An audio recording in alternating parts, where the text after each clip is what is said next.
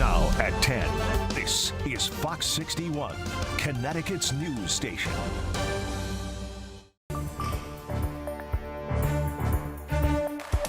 We went out today, like everyone in Kansas City, looking to have a celebration. That celebration was marred by a shooting. We begin tonight in Kansas City. A difficult update to bring you on today's deadly mass shooting at the Chiefs Championship Parade. We now know 22 people were hit by gunfire, 8 of them children. Good evening and thanks for being with us tonight. I'm Brent Harden. And I'm Sarah Sanchez. Those kids are between the ages of 6 and 15. They're expected to survive, but many are facing serious injuries. There's also an update on the potential identity of the person killed. Local radio station KKFI says it was their own DJ, Lisa Lopez. Police have not released the name of the victim who was killed as of this hour, though. And police say there are at least 3 people in custody, but they are still trying to piece together exactly what happened today. Fox's Connor Hansen has our update tonight. Kansas City police say the shots were fired right as the parade was wrapping up, hitting several people. Video from Fox Sports of the parade caught the moment people reacted to the sound of gunshots. Kansas City's mayor at the parade when it happened, expressing his disappointment that such an exciting day for the city turned to chaos. We went out today, like everyone in Kansas City, looking to have a celebration. That celebration was marred by a shooting today. Mayor Quentin Lucas says police and paramedics were on the scene immediately. Victims could be seen getting loaded into ambulances. Officers ran towards danger. Officers were there to keep everyone safe. There were more than 800 law enforcement officers at the parade already. FBI agents rushing towards the scene as well. President Biden was briefed on the shooting, and the White House has offered federal assistance with the investigation. Fans at the parade described the chaos when fans had to flee Kansas City's Union Station. All of a sudden, the crowd started just rushing us and trampling everybody, and so we kind of moved about, and then we heard gunshots. The mayor of Kansas City said no members of the Kansas City Chiefs were injured in the shooting and were all accounted for. In New York, Connor Hansen, Fox News. Connor, thank you. Connecticut's news station will be following any and all updates out of Kansas City. As we learn more, we'll bring you updates on air, online, and on the free Fox 61 News app. Download it from the QR code here on your screen to stay in the loop. Such a tragic story out there today. All right, time now for a first check on the forecast, and it was a dry but cold and really windy day after yesterday's nor'easter. And there's more snow on the way, so hope you enjoyed that sun. Chief Meteorologist Rachel Frank is here with more on what's in store.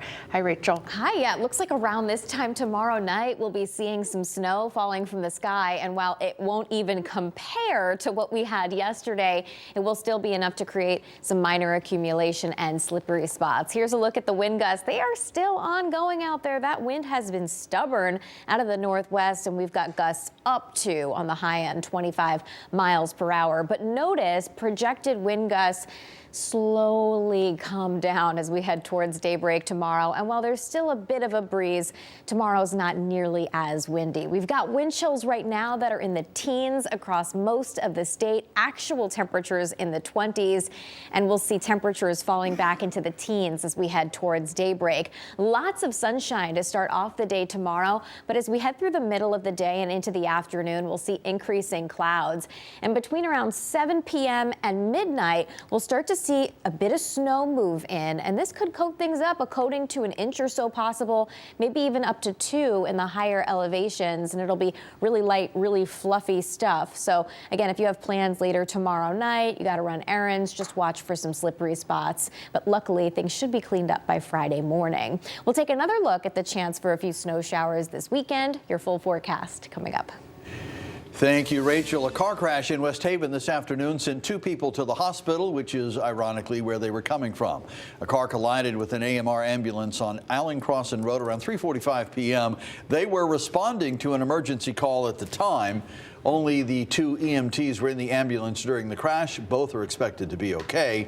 The driver of the car that hit them was not injured. A Norwich police officer and former president of the department's Police Benevolent Association is facing charges for allegedly stealing money from the association. Ryan O'Connell turned himself in on Monday after an investigation into missing money stemming back to January 2022. The 16-year veteran has been placed on paid administrative leave as an internal investigation is going on. O'Connell was released on a promise to appear and is due in court later this month. After a short break, the Michelle Troconis trial is officially in motion again. Today, jurors heard about the detailing of the truck allegedly used in the crime. Other testimony planned for the afternoon, however, was barred by the judge. Fox 61's Julia LeBlanc has more from Stamford. We heard more arguments against motions today rather than actual testimony, but the state was able to show some new surveillance video as they continue to build their case against Michelle Troconis. May 29th, 2019, 5 days after Jennifer Farber-Dulos went missing. That's the car wash. Police allege Fotis Dulos and his then-girlfriend Michelle Troconis took the Toyota Tacoma to a car wash in Avon to get it detailed. The truck police say was used in the commission of the crime. The state showing video of what looks like Fotis going in, signing papers, and coming back hours later. This one is blank. Why would that be blank? It could be for customer don't want to give it to him or wasn't a rush. Prosecutors say the service sheet from that day leaves out a name, lists Troconis' cell number. The vehicle is labeled as a Toyota Sienna, and they paid in cash. In an interview with police, Troconis says the two went to and from the car wash together. It's based solely on police speculation. Wednesday afternoon, the state planned to put the chief medical examiner on the stand to testify about his opinion of how Jennifer was killed. The defense filed a motion to suppress that testimony, saying it's all based off of hearsay and police reports. A medical examiner cannot and could not testify based on reading an arrest warrant and looking at other court documents and rendering an opinion without having actually examined either a body or parts of a body. The judge agreeing. The jury has heard more than Dr. Gill could testify to. The motion's granted. Jurors also saw this video showing a person dressed in all black riding on a bicycle away from Waveney Park the day Jennifer went missing. The person on that bike, police say, was Fotis Dulos, but its video Schoenhorn feels is irrelevant. More importantly, nothing with regard to my client. So it's little pieces that, in my view, don't even fit together in the puzzle. Now, the judge also granting two of the state's motions today, with one of them now allowing information from a 2023 search warrant of Troconis' phone to be released in this trial, whereas information from a 2019 search warrant had been suppressed in the past. We are in Stamford. Julia LeBlanc, Fox 61, Connecticut's news station. Julia, thank you. Today was a difficult day for rideshare customers, whether you were depending on Lyft or Uber for a ride or trying to order delivery through Uber Eats. Drivers staged a one-day strike, walking picket lines at Bradley International and in 9 other cities. They're demanding better pay and health benefits and compensation for out-of-pocket expenses like vehicle maintenance and gas. Drivers also complain companies don't do enough to keep them safe. Sometimes you have a nice person, beautiful, nice conversation, friendly, and some others, they got aggressive, they entitled to the ride, and you are in that environment, sometimes you don't know what's going to happen. When the rider complains, he got a free trip, and then the driver loses his job. Now, Uber says it pays drivers an average of $33 an hour. Lyft says its drivers earn more than $30 an hour. Drivers for both companies will be back behind the wheel tomorrow. For the first time, we're hearing reaction from Governor Ned Lamont on the recent suspension of the state's chief public defender, Tayshaun Bowden-Lewis. There's an investigation into her conduct because of complaints from her coworkers. I do care very much that we have a strong public defender's office, strong morale, making sure those folks who are least likely to get quality representation get that quality representation. And Justice Palmer is doing everything he can to make sure he looks out on behalf of those people.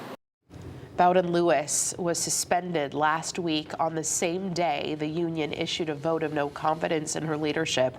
She made history when she became the state's first black woman to be appointed as Connecticut's chief public defender.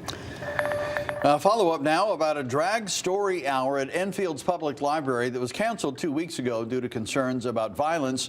Tonight, the event is back on, albeit at a different venue. There were no specific threats, but social media posts insinuating violence were so concerning, Enfield Pride decided to pull the plug. A drag queen will now read stories to children and their parents in the campus library at Asnuntuck Community College in April. The college is providing security.